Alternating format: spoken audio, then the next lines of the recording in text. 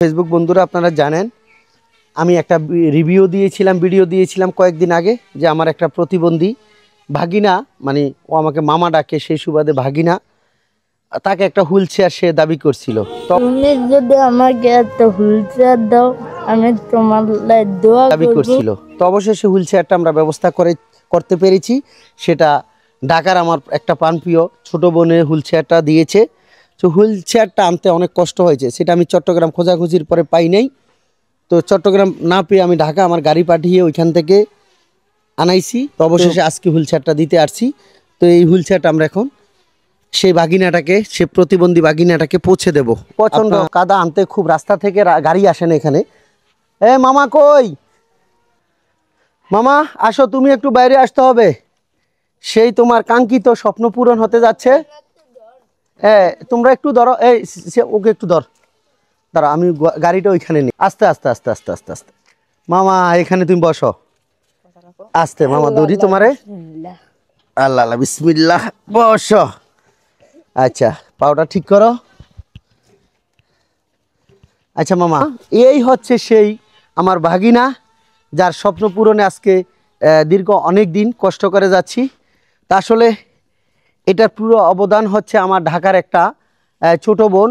আসলে আমি তাকে স্ক্রিনে তুলতে চেয়েছিলাম, সেই স্ক্রিনে আসতে রাজি হয় নাই। সে বলছে ভাই আমার স্ক্রিনে তোলা লাগবে না।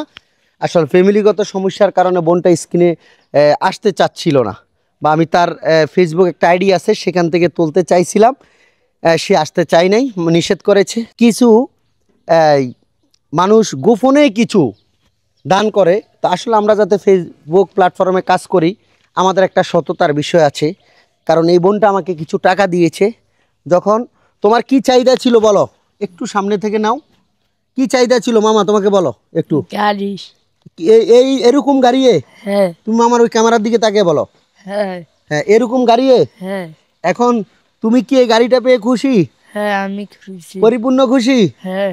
তোমার তোমার একটা মামি এটা দিয়েছে, ঠিক আছে, তোমার একটা মামি এটা দিছে, তুমি ওই মামিটার উদ্দেশ্যে কিছু বলো। হ্যাঁ ওনার জন্য দোয়া করতে বলো সবাইকে। মানে দোয়া করি আমার আশাটা পূর্ণ হয়েছে, মামি রে জানাল্লাহ বাসায় চোখ বেড়া মেরতে পারলা।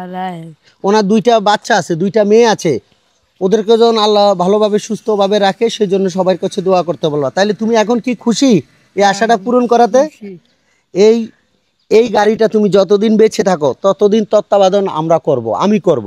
এই গাড়িটা যদি কোনো সময় নষ্ট হয় তুমি আমাকে খবর দিবা, মামার প্রয়োজনে ঠিক করে দিব, ঠিক আছে? তুমি যতদিন বেঁচে থাকো এই গাড়িটা কোনো সমস্যা হলে সেটা আমি দেখব, ঠিক আছে? ওর আগের যে হুইল চেয়ারটা ছিল এইটা দেখেন, এটা অনেক দিন হয়ে গেছে, তাহলে এইটাও ঠেলে ঠেলে চালাইতে হয়। ওর অনেক কষ্টগুলো দেখে, আমাদের ভিডিওগুলো দেখে যারা অর্থ অনুদান দিচ্ছেন, যারা পাশে দাঁড়াচ্ছেন, আমরা যাতে স্বচ্ছতার সাথে তাদের এই কাজগুলো আমরা করতে পারি।